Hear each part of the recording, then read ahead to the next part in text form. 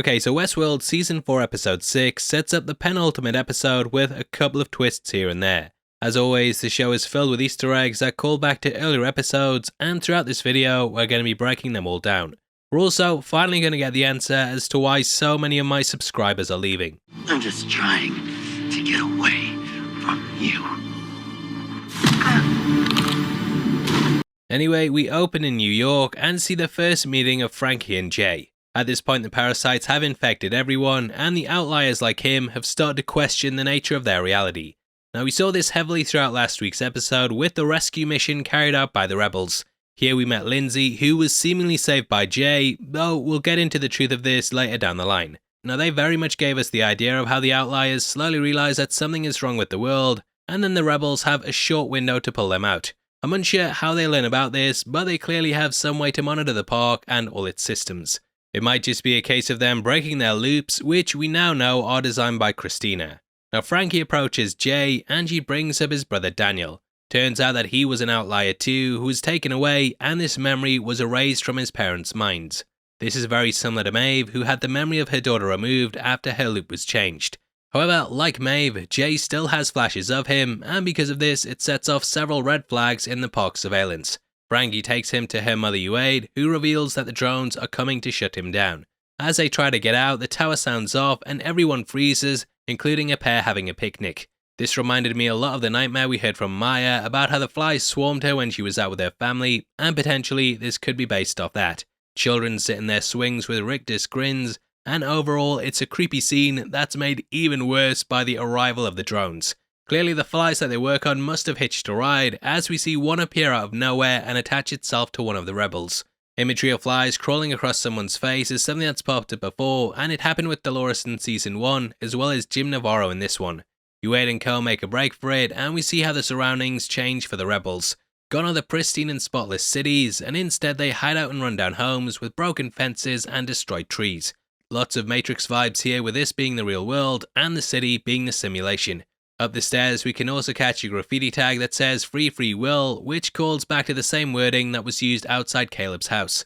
Frankie goes to her radio in an attempt to reach out to her father, which we've seen her doing throughout the season. This becomes very important later on, and it's a routine she's carried out for most of her life. At this point she also drops this line about wanting a brother, to which Jay says, I'm not your brother. There's no point in leaving these messages. Your dad is gone. Now this ends up giving away the host version of him later on, who tries to act overly nice, whereas this guy's a bit of a d***. Now from here we cut to Frankie and Bernard, who are currently escorting Maeve to Temperance. At this point Bernard also drops a very interesting line about Frankie. You think you know a lot, don't you? About you?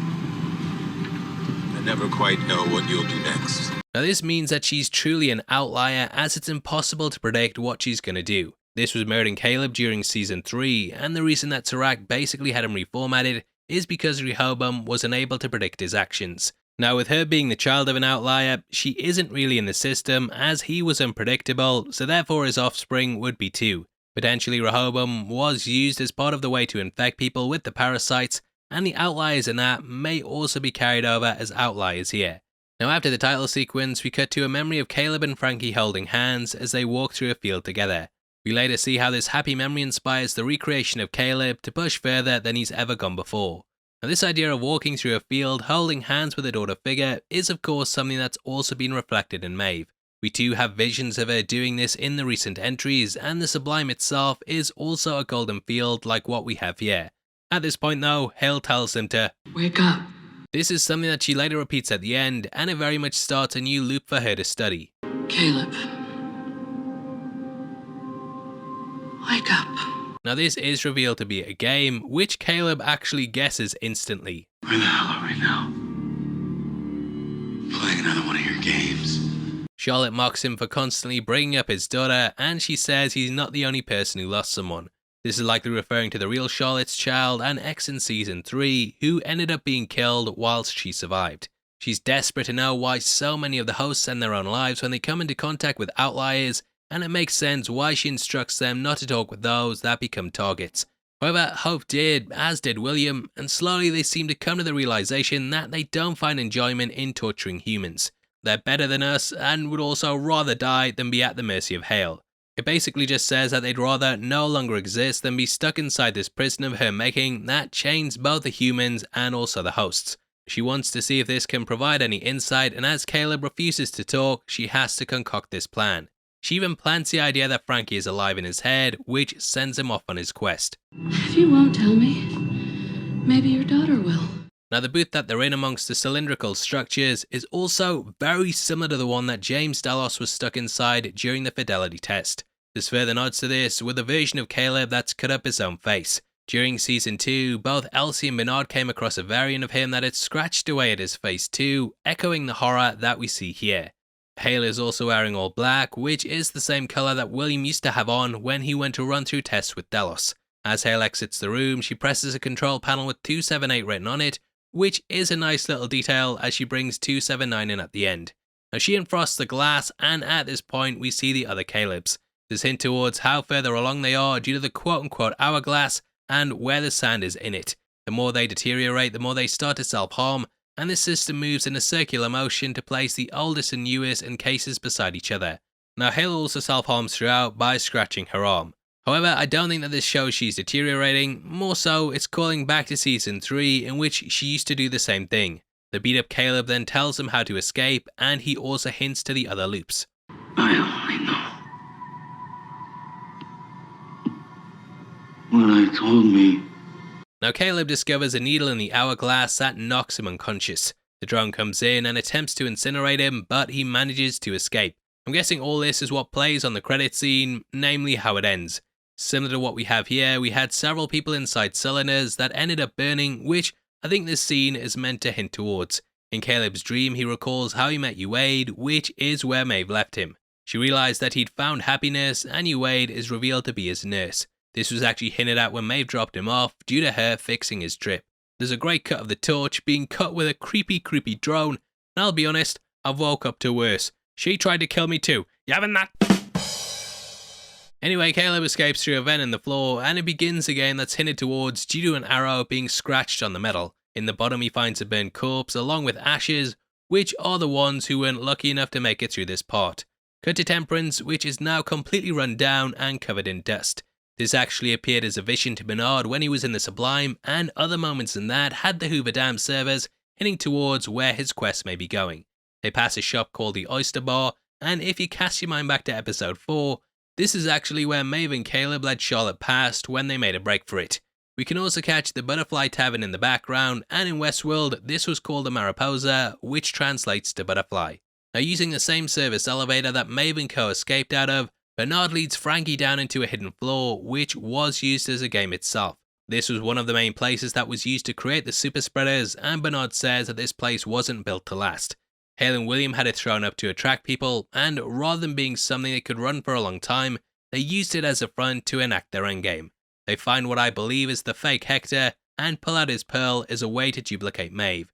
I love this detail as Hector of course saved Maeve at several points during the earlier seasons, so having him be the one who also brings her back is a nice carryover. Now Bernard starts the host tank up, and though this might be a reach, I got a lot of flashes here of when he used to work for the synthetic meat farm back in episode 3. I think at the time, they purposely used that iconography to show how Bernard had moved from one synthetic meat farm to the next, and it's sort of like poetry they rhyme. Now they start to resurrect her in the Butterfly Tavern, which too has a lot of symbolism as it's where Maeve was reborn in Westworld when her loop was changed. Now whereas Westworld used to monitor and copy people's brains through using the hats, Hale developed a much faster way in order to copy guests in this park that wasn't designed to have a long lifespan. Hidden behind mirrors, these monitored people and helped to make duplicates, which explains why she was able to easily create copies of other people. Bernard also says the phrase "through the looking glass," a nod to Alice in Wonderland that was too brought up in The Matrix to talk about going on the other side of the mirror. In Alice in Wonderland, this was meant to signify someone passing into another world, which mirrors the dual ones that we have in this season. Now using the tech in it, they'll be able to copy Maeve across quicker, and at the poker table, they put her into Hector. After hiding the pills, Bernard starts to fix Maeve with a pen that was used to heal the hosts in Westworld. Frankie compares this to taking care of her own mother, who couldn't get medical attention due to the world being overrun by machines.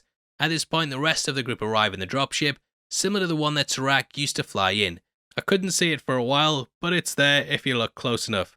Sometimes the jokes are pretty Now, the big mystery around this part of the episode revolves around which one of the rebels is a host. However, if you were paying attention last week, then you'll know that it was Jay because he was the only one that went off on his own. They suspect that someone leaked their attack to Hale, which is thought to be Bernard. He says it's complicated, and due to him not knowing who was swapped out, he likely did do this because of what it would lead to. Remember, Bernard is basically a version of Rehoboam at this point that's constantly working the angles in order to get on a path in which humanity ends up saved. Now, a bit of a theory time, but I think he likely leaked the info to Hale, and then she leaked the news about the Outliers to the rebels so that they could come and get Lindsay out. Hale could then swap out whichever one broke off, and she likely had copies of all the people going in. Now, going forward, as mentioned earlier, Bernard's vision could end up leading him to the Hoover Dam, which is where all the data from Westworld was kept in servers by the original Hale. Haloris wants to access this, but she doesn't have the passwords. However, a person who may is Bernard, because he gained access to it at the end of Season 3. In the Sublime, there would be a copy of Hale because she accessed the park, and thus this could have ended up telling him. He also, of course, has the ability to run through every possibility, so potentially he'd already be like, be able to just work out the passwords. Now, this place would also have a copy of Caleb, due to him doing training exercises as part of the army. So now that the pieces have fallen in place for Frankie to learn her dad is somewhat alive and out there, it might end up leading to the group going there next. Might not though, and as always, that's the end of Theory Time. Also, if you want a t-shirt with Theory Time on it, which why don't you? We've set up a merch store where you can buy loads of brands like that. Just hand over your money, don't ask questions, don't think too much, and wear some amazing Theory Time clothes that will make people attracted to you. They will fancy you. Link is in the description, baby. Give me rent. Anyway, Frankie shoots Bernard, rounds up the others, and holds both the hosts hostage. At this point, Bernard basically goes through the possibilities of people that could be the mole, and how in some realities, it's different members of the group. As we've kind of touched upon, this is because Hale would have swapped out whoever went off, but Bernard couldn't have known for definite. Jay enforces the feelings of paranoia, but I would have just been like, hey mate, remember that time you didn't like and subscribe? And if you said, yeah, I'd know it wasn't you, because you always do. Now, she suspects her girlfriend a bit after she doesn't know why she's resurrecting Maeve, and also when she probes about where her brain is. Back with Caleb, we watch as he makes his way through the Olympiad building. We even see the room Hale tested for Fidelity in, as well as a drone working on the host processing unit that the one we meet at the end is currently being made in. He ends up fighting this beast, but not before discovering some clues that this has all happened before. There are several handprints on the walls, a cupboard full of his clothes, along with more wedding rings than Elizabeth Taylor. Hey, having that one for the dads. Now, this is hinted at being a game again by how relaxed Hale is when we cut to her in the next scene with Clementine. She's just waiting for it to play out, and she looks at the chair, which in retrospect is her just waiting for the whole thing to culminate, rather than wondering where Caleb is. Clementine also refers to the people as sheep, which calls back to earlier in the season when Hale called them livestock. Now, doing his best John McClane impression, Caleb crawls through the vents and he comes face to face with a version of himself. On the floor are two others, which we can actually tell a lot by looking at the bloodstains. When using his doppelganger to cushion his fall, the duplicate ends up with a similar blood pattern to the one that seems localized, showing how these prior two likely came down together. Caleb finally makes it to the roof, and back in Temperance, Jay gives himself away by saying this. You're my family, see? You're like a sister to me. It leads to a big fight whilst Caleb sends out his message to Frankie. Really emotional scene in which we can see him shaking as he starts to break down. He delivers a very important line here that also hints towards why hosts are taking themselves out rather than staying under Hale's control. This world she made it's a lie. What you have is real. I really think it's a case of the hosts realizing that even though they've escaped everything, they're still stuck in this manufactured reality. Now, Caleb could have resisted the parasite because he had something real. He lived off-grid, didn't seem that materialistic, and wasn't really a slave to the societal systems that most humans were. Calling back to the other point before, if the parasites are artificial, they may have been created using elements of Rehoboam to control people, which again, he's not really part of. I think the reasoning behind how they work will be a big point of contention, and who knows, they might not even bother explaining it. I think that just in the same way that midichlorians weren't really needed to explain how the Force works, that we don't really need it in the case of the parasites. Now, the radio message somewhat reaches Frankie, and though she doesn't hear all of it, it's enough to let her know that her father is somewhat alive. She of course also met Maeve when she was a child, and she saves her from host Jay. Now they're likely going to be heading to New York next, and I do think that Maeve will be able to destroy the tower due to her setting off the miniature one in Temperance. This sent the hosts into agony, and I think she'll end up going there next, or she could head out to the dam. Either way, I'm loving this season so far, and we close out with a great ending in which Hale kills the Caleb that we've been following this episode. Hale ends up wiping out all the other ones through using fire, which is similar to how James Delos was finally exterminated. She returns to the room to find Caleb hunched over like he'd just been shot, and once more she tells him to wake up. The Fidelity test will then continue, which ties into the title of this episode. This idea of a loop is of course seen in Caleb, however it's also very much seen in Hale too. Though she's completely unaware of it, she's actually going through her own loop here. She continues this exercise once more, probably in the hopes of getting a different result or learning more about what's going on. It's completely hopeless and a big waste of time, but she keeps doing it because she needs answers. This has been reflected in a lot of other characters, namely William, who kept going back to the park on this continuous loop in hopes of getting to the centre of the maze. Really is a great way to end it, showing that all the hosts are stuck in cycles, whether they believe it or not. Just in the same way that Hale self-harms, the other hosts that come across the Outliers do too, and yet she's unable to understand why they do it. Hale herself spends a lot of time with the Outliers, but she can't grasp what's going on with them, which makes for an excellent way to wrap up this entry. Now we just have 2 episodes left, and I can't wait to see what happens with them, but in the meantime I'd love to hear your thoughts. As a thank you, you'll be entered into a competition where we're giving away 3 copies of Doctor Strange in the Multiverse of Madness on the 15th of August. All you have to do to be with a chance of winning is like the video, make sure you subscribe with notifications on, and drop a comment below with your thoughts on the episode. We pick the comments at random at the end of the month, and the winners of the last one are on screen right now, so if that's you, then message me on Twitter at HeavySpoilers. If you want something else to watch, then make sure you check out our breakdown of the last episode, which will be linked on screen right now. Lots of cool Easter eggs in that, lots of different theories as well, so definitely go head over there right after this. But out of the way, thanks for sticking through the video. I've been Paul, I'll see you next time. Take care, peace.